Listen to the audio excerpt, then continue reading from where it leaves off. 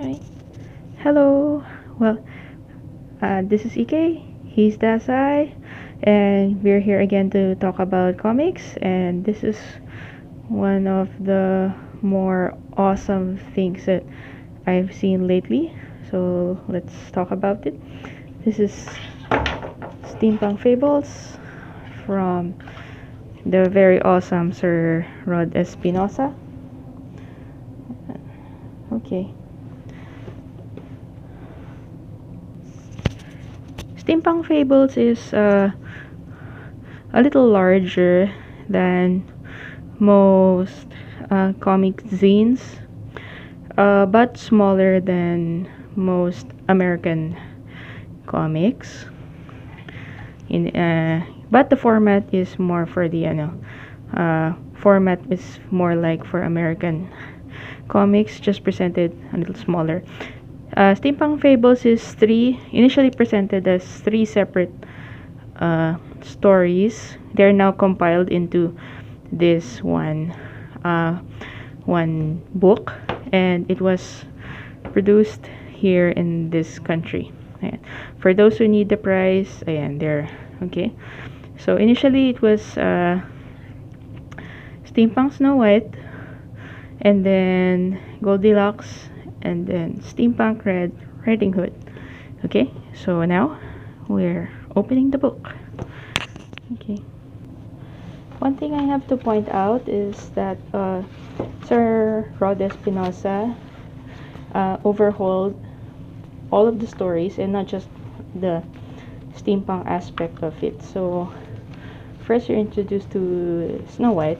So the core story is still the same, but he added steampunk elements, but also he changed the something innate to the story and empowered the females who are the main characters of this story. For instance, so this is your evil queen, and this is Snow White. So she's not just a princess who just stands around. She defends the people of the dominion of her mother from wrong practices and unfair practices. And as you go along, you have hot guy who's also the defender of the peace and defender of the weak and the innocent. And here's your Snow White. She's awesome. I know. So Snow White doubles as a warrior of for the poor and for the helpless. She's really good with the sword. And so this is also the steampunk element of this story.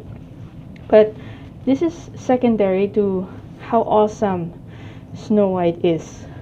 So she's not just your ordinary princess who runs away from the castle because people were going after her. Then you also have this guy who helps. The guy who was helping the poor and the helpless a little while ago. So he does meet Snow White. So meaning there is a guy. However, as compared to the usual run of the Snow White story, Snow White does not have to fully depend on a guy. Just to she's very capable on her own.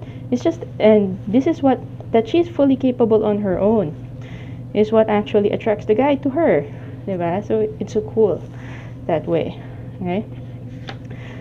So, and if you're also wondering, so that's very awesome part of this story. If you're also some of the parts of this story does run the usual way. So she does go into a house in the woods, falls asleep there. She does also meet 7 dwarfs, other, I think, badgers, I'm not so sure, but 7 short creatures. Okay. All of them are different for this story, and all of them are have different personalities. All of them are completely different characters, but there are 7. And they can also fight very well. Okay. So this is what I mean, that most of the core elements of the Snow White story is still here, but yet it's overhauled such that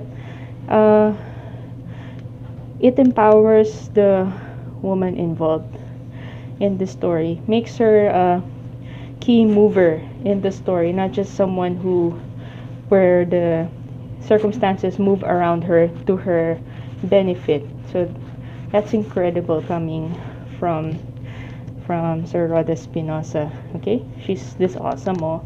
Okay, next you have Steampunk Goldilocks.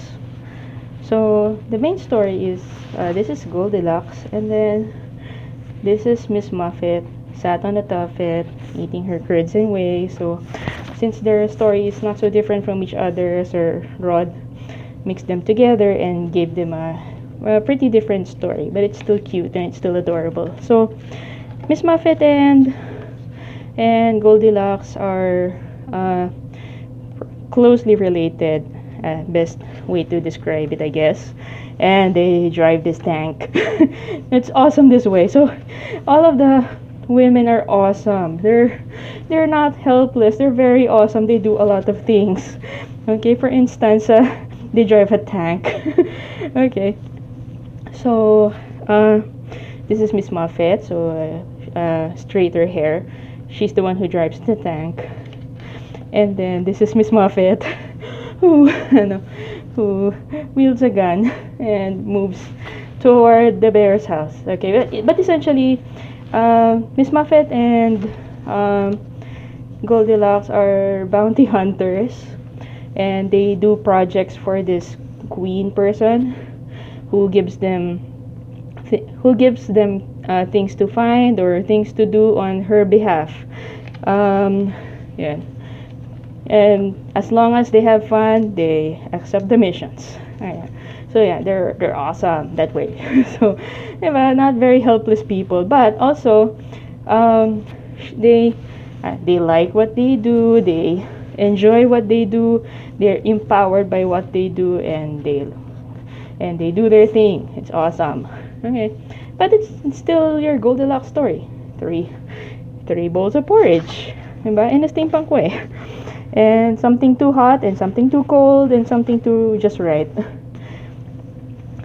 while doing a mission. It's so cute and it's so cool. They're like this. That meaning Goldilocks is smart, but she's not ditzy. She just likes to have fun, and she likes to have a good time. But she's not ditzy in this story. It's cute that way. And neither is Miss Muffet, she's not ditzy. She's very smart. Yeah, she keeps warning Goldilocks that she should be getting out of there. So yeah, it's cute and it's adorable that way.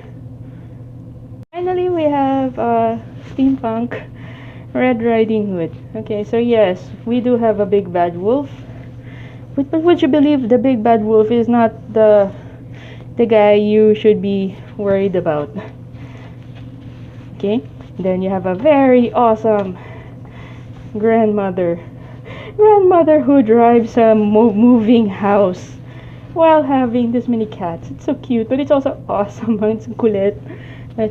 She's awesome that way, and she's also very homely, meaning she's very motherly. She's very womanly, very cute. Has a lot of cats, while also moving a tank kind of mobile house.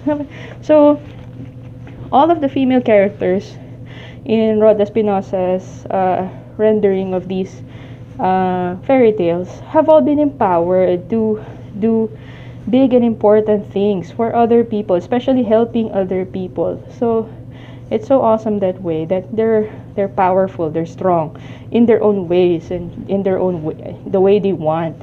So men cannot dictate over them, diba? It's so cool. Yeah. This is this Red Riding Hood. She moves the bullets, and then she does the fighting. So here's the wolves. So in this story, they help defend the villages from attacks of the wolves, but they do it in a way that does not harm the wolves and does not kill them, which is important, diba? Because just because they're another species doesn't mean that they need to be immediately killed, diba? Okay, that's at least the point of the grandma. And this is Red Riding Hood. I'd also like to emphasize that in all of these stories, the fashion of the women are all respectful. So unlike in several other comics I have seen, ay nako, gratuitous fan service. You see everything that you could possibly see that you don't want to see anymore in a woman. So but this one is very respectful of the woman. Even the clothes that they use are comfortable and practical and respectful. No unnecessary revealing of any parts of the woman that should not be revealed. Okay, so yeah, no, Red Riding Hood is very awesome with her fighting skills, and it doesn't matter that she's youthful and that she's also a young lady. If she's good with the fighting, she's good with the fighting. Okay, ayan. Also, I guess this is the nice point to her. Sir Rod Espinosa's fighting scenes are all incredible. It moves organically. It's easy to follow, and the action makes sense. The sequence makes sense, and you understand how the fight progresses through the panels, and it's all done with high detail and in full color. Everything is so awesome. And would you believe that even after all this, the big bad wolf is not your main problem? It's so awesome that way. Okay, more of this is spoiler. Again, this is the back of the book. So Steampunk Snow White is first, followed by the Goldilocks story, and then Steampunk Red Riding Hood. Okay.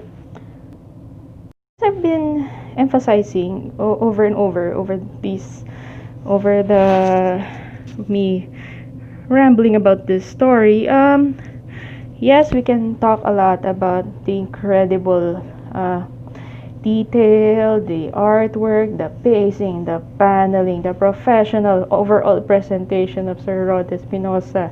He has experience from America, so yes, and it shows in everything in these pieces. Okay, so I will not say much about that anymore. It shows in everything that is in this story. So it's a master class. It's also a master class in doing stories that start and end as one shots. Yung it knows where to start, it definitely knows where to end, and closes completely and correctly every time. Okay, but I have to emphasize the point that this is very good in its handling of women all the time.